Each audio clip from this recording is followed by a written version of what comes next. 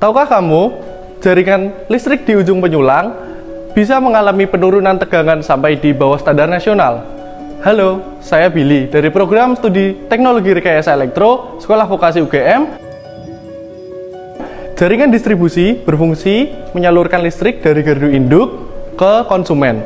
Masalahnya, pada sistem radial, aliran daya satu arah ini menyebabkan tegangan menurun signifikan di ujung penyulang, disertai rugi-rugi daya yang tinggi. Kondisi ini terjadi pada penyulang RB09 di Rembang, yang melayani pelanggan dominan industri dengan saluran yang panjang dan beban induktif yang besar. Berdasarkan SPLN T001 2013, tegangan pelayanan harus berada di rentang toleransi dengan batas bawah dan batas atas sebesar 10% dari tegangan nominal. Salah satu solusinya adalah integrasi PV dan BESS. Namun, keberhasilannya sangat bergantung pada lokasi penempatan yang tepat. Dari situ, penelitian ini berfokus pada 3 hal. Yang pertama, menganalisis kondisi tegangan dan rugi-rugi daya existing di penyulang RB09. Yang kedua, menentukan lokasi PV dan BESS menggunakan algoritma PSO. Serta yang ketiga, mengevaluasi peningkatan kinerja jaringan setelah optimasi dilakukan.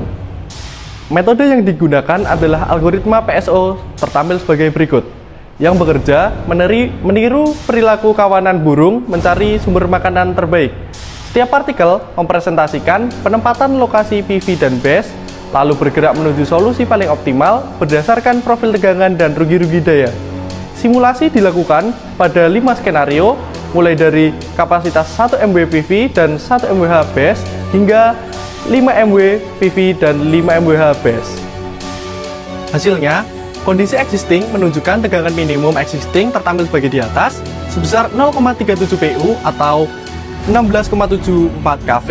Untuk grafik profil tegangan tertampil pada berikut dengan rugi-rugi daya sebesar 0,18216 MW tertampil pada di atas. Setelah optimasi, tertampil profil tegangan minimum meningkat dari 0,951 PU hingga 0,367 PU, sedangkan rugi-rugi dayanya menurun dari 8,8% hingga 30,01% dengan nilai terbaik yaitu 0,1275 MW pada skenario 5 MW PV dan 5 MW BESS.